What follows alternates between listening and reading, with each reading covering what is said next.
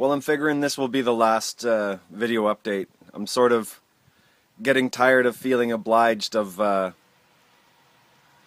just pulling out the camera all the time and yeah, you know, doing messages and stuff. So this is the last one. It's supposed to be concise. It's going to be 2 parts, just commenting on what it was like to hitchhike across Canada. I got to St. John's in a month and a half. Took my time. It was actually a really good time. I did really well. The hitchhiking rides that I did get were amazing. Good people and the rides were generally quite long. There were a few moments of standing a long time in the sun. If you've watched the videos, you already know. And I think what I wanted to mention, I also already mentioned in that previous video.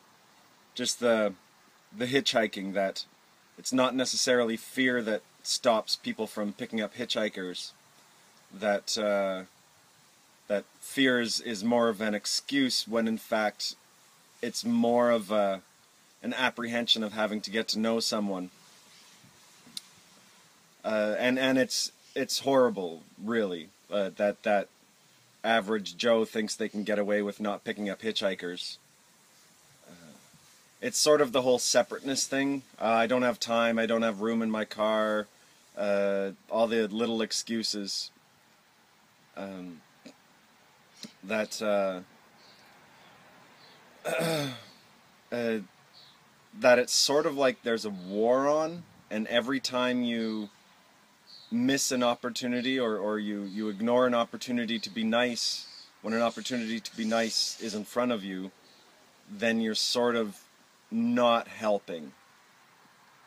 And ultimately it does go down to, you probably should quit whatever job you have, because it's a stupid job and it's, you know, contributing to the eventual slave state of the world and all that.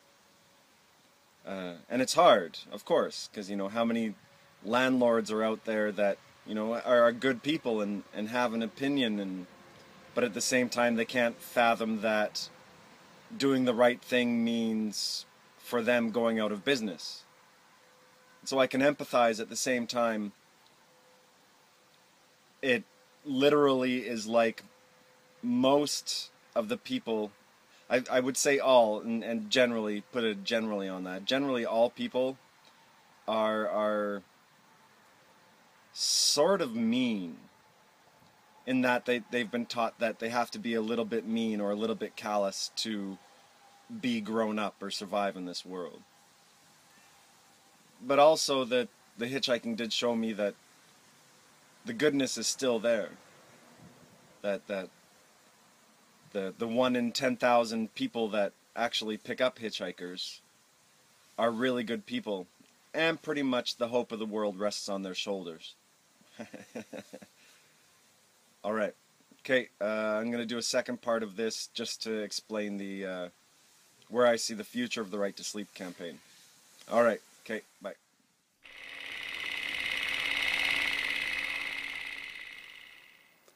So, the future of the Right to Sleep campaign.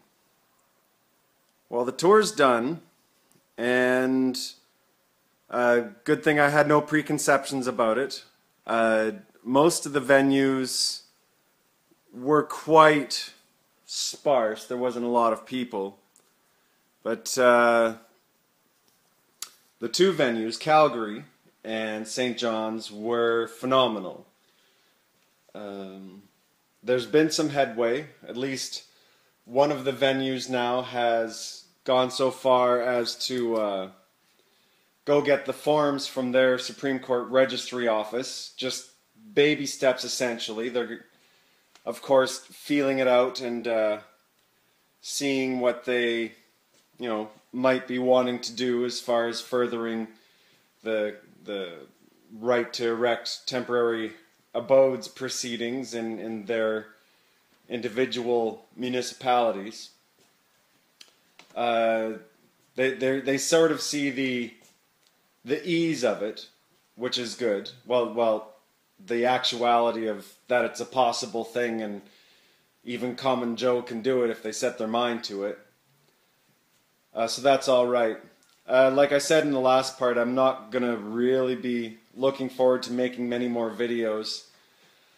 And the future of the Right to Sleep campaign. It looks brilliant. I don't know, I'm going to be heading back to Victoria in a few days, and imagine I'll be back there in about 3 weeks. And we'll see, like, depending on where the individual provinces or whatever, where they go, I may very well feel obliged to go get arrested again and starve to death in jail. I know I said that, and comedy and bravado at the same time. It's a reality, and I'd rather not have to. Though, knowing my sanity, it seems the only recourse. That average Joe, aka the 9,999 out of 10,000 that wouldn't pick up a hitchhiker, who think that it's all about individuality and people make choices and deserve what they get by those choices. The prevalent and ridiculously horrible delusion that individual egos have the ability to choose apart from their experience that led them to that moment. I know I go on about it. It is really important. The reason pride is sin and all that.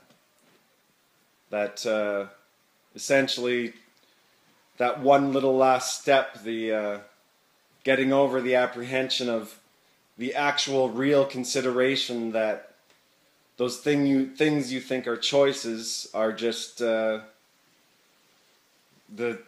history leading up to that moment. It's your character and how it's developed dealing with the now. It's not some magical little moment in the life of humans who are, superior to all other life forms and have a magic ability between the now and the future to utilize their free will and choose how it's going to come out. That every choice you think you make is the only choice you can make, because that's where your experience has led you. It's easy to figure out, and I do have a... It's weird how people are so apprehensive of having that simple, logical, objective consideration that those aren't choices. That it's, at any moment, your brain can only be thinking exactly what it's thinking because of all the experience in the universe that led up to that point. It's not that hard. Gosh. Anywho, this is going to be the last video for the tour. I imagine I'll make a few more post-tour whatever videos, but it's been brilliant. Ultimately, it's going to cost our psyches a lot to not condemn our world to a perpetual retarded slave state where everyone thinks that they have the right to go on their slave vacations while ignoring the horror that's being perpetrated on the lovers of truth, the poor. I digress. This is all for now. I'm signing off. David Arthur Johnston, and I love you all. And may everyone get out of their funk that tells them that they're not the smartest thing in the universe. Your brain has the same functionality as every hero and champion that's ever lived or will ever live.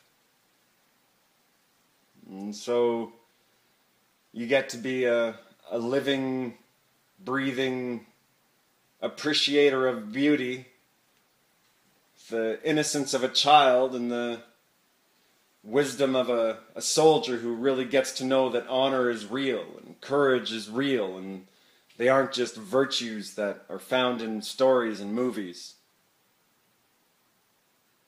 Alright, I digress again. Love you all. Okay, bye.